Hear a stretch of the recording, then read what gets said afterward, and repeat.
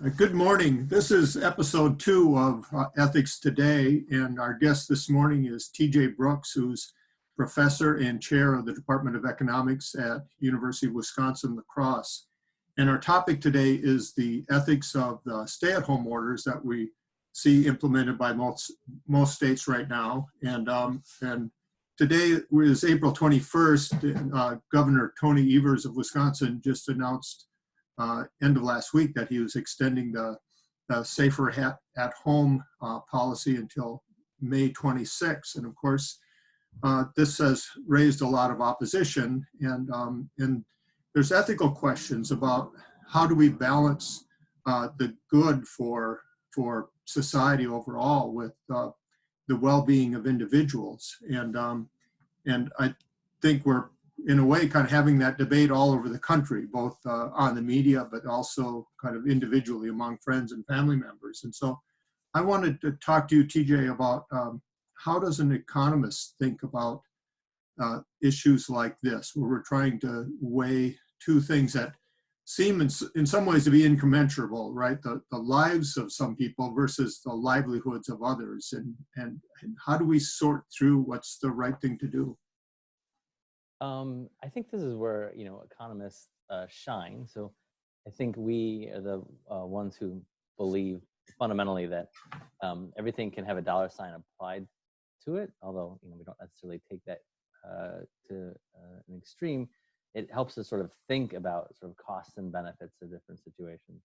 So in this context, we're really thinking about the cost of what we sometimes call the value of a statistical life. So the cost of someone dying prematurely.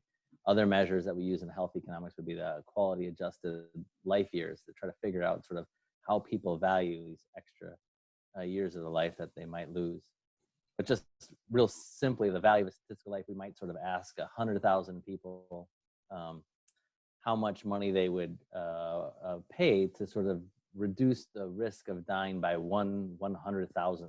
And if they each said $100, then we could see that totals up to $10 million. That basically we could save one life, and that would be equivalent to $10 million. And that's in the neighborhood of where economists come to sort of estimate. Obviously, that's the value of what we would call a statistical life, or the average sort of life. Obviously, other measures like quality adjusted life years look at sort of how many years people have left, and how many years that sort of they might extend their life by. Anyhow, we use these measures to sort of weigh both the costs and the benefits. So, but I'm wondering, is it really reliable? I mean, I might give you an answer to so how much I would spend, say, to extend my life or something, but then in real life, I might go out, for example, and purchase an exercise machine because I think it's going to extend my life, and then I use it for a couple of weeks and then stop, right? So that I intend one thing when I give an answer, but how I behave is entirely different. Right. And so, economists work really hard to sort of infer people's true values by looking at their behavior rather than just simply asking in surveys. So that's one way that we certainly do it. But, you can look at people's behavior like you just described. When the doctor prescribes medicine, how compliant are they with that medicine? And we know, and the patient knows how that medicine sort of saves their life. We also know that, for example, when you choose different modes of transportation, they have with them different risks associated with them, and they also have sort of different prices, and you can infer. We know that people in different contexts, though, make different decisions that are sometimes inconsistent with each other. People don't always act in a purely rational, consistent fashion all the time. But again, I think what we're trying to do is understand on how we evaluate these things in the aggregate, and we need some estimate. So all estimates are probably flawed on some level. We work hard to sort of get a better measure, but it gives us a framework for analyzing these questions. Otherwise, without it, I think you're lost at weighing those costs and benefits. Well, given that, so what do you think about extending the stay-at-home orders to May 26th? I mean, some people say, well, the cost of this just isn't worth it. I mean, we might flatten the curve even more, or even trend it downwards. But if we lose so many businesses that you have people suffering all kinds of other kind of health effects and so forth. Is there a point at which we say, yeah, it really isn't worth it, even though we might save some lives? I think it depends. You have to have the proper counterfactual in your mind, and I think people have in their mind when they say statements like if we just open up, everything would be fine and go back to normal. Yes, more people would die, but everything would be fine. And, that's just not the counterfactual that we would live in. We know that there's a pandemic. We know that it has high mortality risk, easily transmitted, and lots of people that maybe won't die from it could be permanently affected by it. Sort of their respiratory problems could last the rest of their life.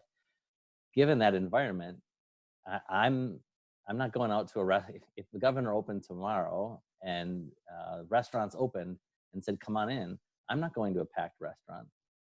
Lots of people would wisely not go to a packed restaurant. So people would cut back. So the counterfactual world isn't one where the virus doesn't exist, because the virus exists. The counterfactual world is one where the virus exists. It presents an enormous risk to people, and they behave given that sort of risk. And so, so given that economic damage caused from the pandemic and the virus is probably far greater than the economic damage being caused by the stay-at-home orders, because that's designed to reduce the spread of the disease so that we can reduce death and other consequences until we get a vaccine, or until we dramatically improve treatment, or until we get to the point where we can effectively test, trace, and quarantine. Right. So you're saying that really the only effective economic solution to this is to address the pandemic itself, right? Yeah. I mean, some economists are, on Twitter, they've taken some type of hashtag where maybe they say something along the lines of the first rule of pandemic economics is to stop the pandemic, right? I mean, that's the first rule. Well, I'm wondering though whether the way in which we phrase so many of these stay-at-home policies are often phrased in terms of essential versus non-essential businesses, and that seems to me to be problematic in itself, because you might have an essential business which requires people to work very closely together and pose some great risk of contagion, but you might have another fairly what you would consider an inessential business where you only have a few people working in a shop that they can space out and they could do it very safely. So shouldn't we be talking about safer versus riskier businesses instead of just essential and non-essential? Yeah, I think, I think we should be talking about sort of safely engaging in activities versus sort of unsafe activities that probably shouldn't be engaged in at all. And I think I understand why the sort of essential businesses framework started. It was a little bit more easy to implement from a political and a public policy and educational perspective. It does sort of give the wrong message. I mean, I think everybody in the economy that's doing different jobs are essential to the working of the economy. And so it's hard to say who's essential and who's not in that respect. I think what they ended up saying was essential businesses were businesses that, generally speaking, were ones where we could do some safe practices. But I really do think you're right. We need to move towards the safer practices, safer engagement with the economy.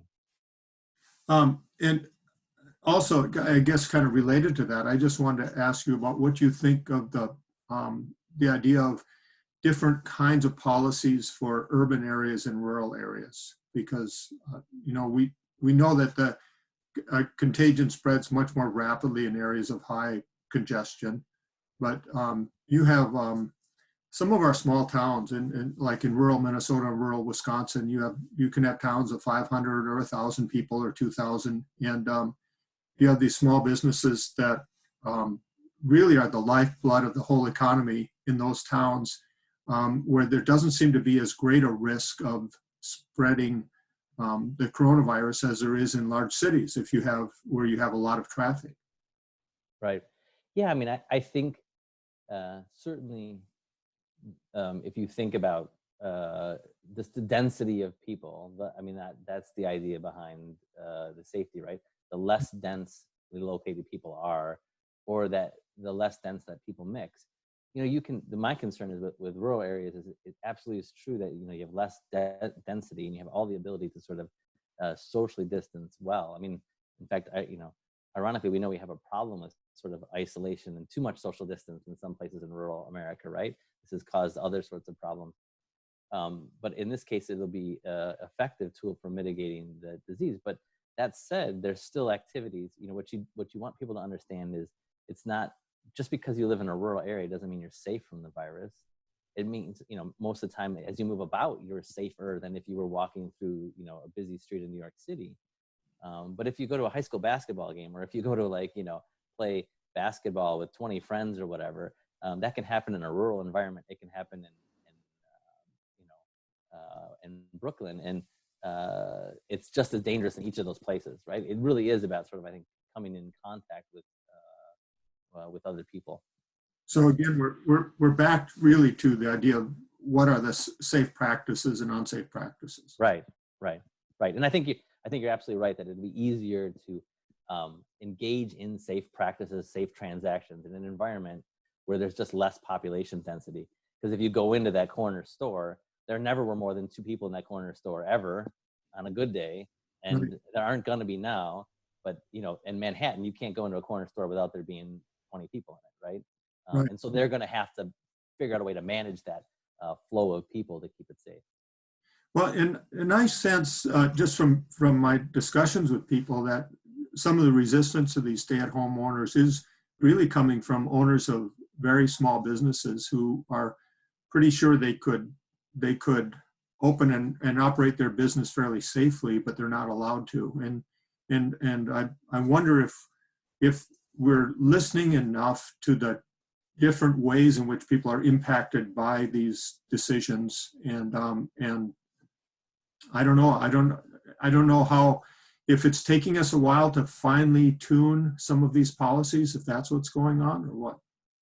I think that I think that someone in the public health space would be probably better at addressing this. But I think what we know from education is that when it comes to sort of trying to educate people on these different things, one, it takes a while, and 2, compliance isn't sort of 100%, and lack of compliance in this context is dangerous. And so people impose hard, fast rules to try to, extremely scare people, but also get as compliant behavior as sort of possible. Right. The reality is, right? And so, but the reality is that you can act safely. But I know lots of people at the moment who I think are educated and understand this, still are in some ways not being as careful as they probably should be. And so, what you worry about is a message that says we're opening up, implying that we don't have to be as safe. And I think the good public health people have really been clear to say, this doesn't mean we don't still wear masks. This doesn't mean that we still don't socially distance. It just means we have to do those things. And it's a little bit safer to engage in activities now while maintaining those safe practices. So I want to ask you about the economic stimulus plan also. Now, since you're here and this is the sort of thing you study, I really don't have much of an opinion at all about like what is effective, especially both short term and long term. What, from your point of view, what are you seeing? Like, is there anything that should be done that we're not doing, kind of as a nation? And then also, I would guess that, like, what can towns or cities do as well? Is there something they could do that would really be helpful as we try to get the economy back to some kind of normal? So I would say, when this started, I think we all had this collective hope that it would be short-lived, that we'd either find a vaccine or find some solution quickly, and that these stay-at-home policies would be in place for, let's say, 4 weeks.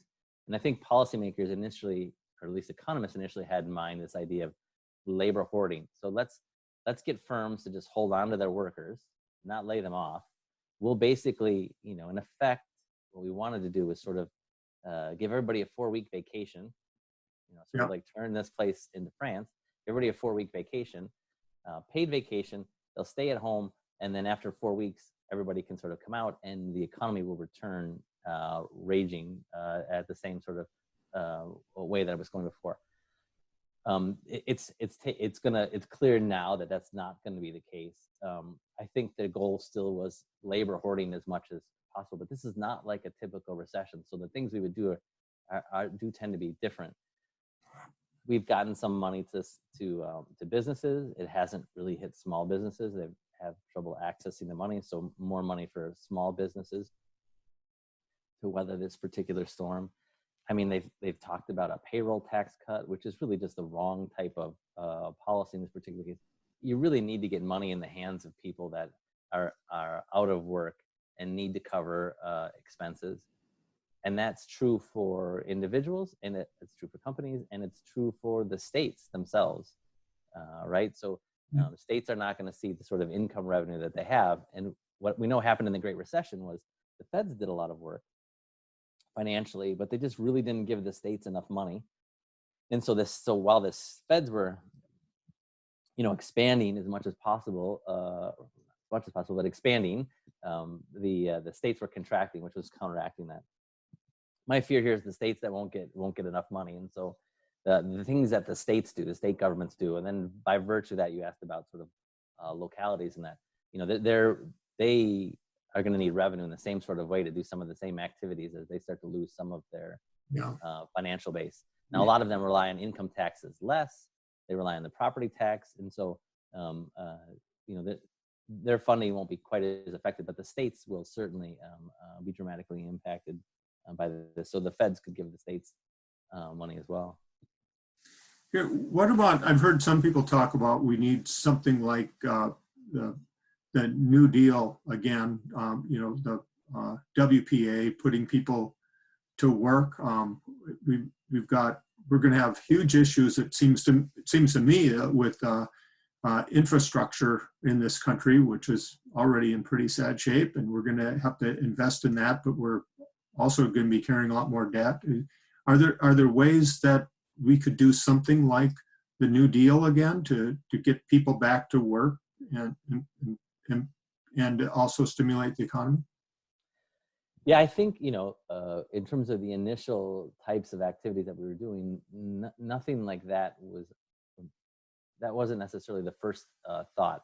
But as this drags on, as this becomes a recession that involves, again, more permanent layoffs, that workers are not going to go back to the jobs that they had because those firms have had to completely shutter, and people are looking for income. And as we sort of engage in these safer work practices, construction jobs, government-funded construction jobs on infrastructure can be one of those things to help bridge the gap. Certainly, I mean, this is it's an unprecedented amount of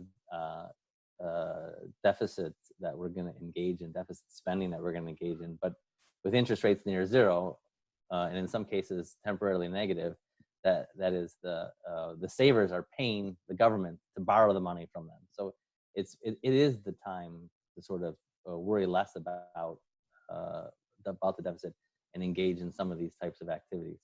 But I do think that's something that will probably be looked at sort of more mid to late summer as we get a better handle on exactly how long this is going to last and what the more ongoing economic damage is going to look like.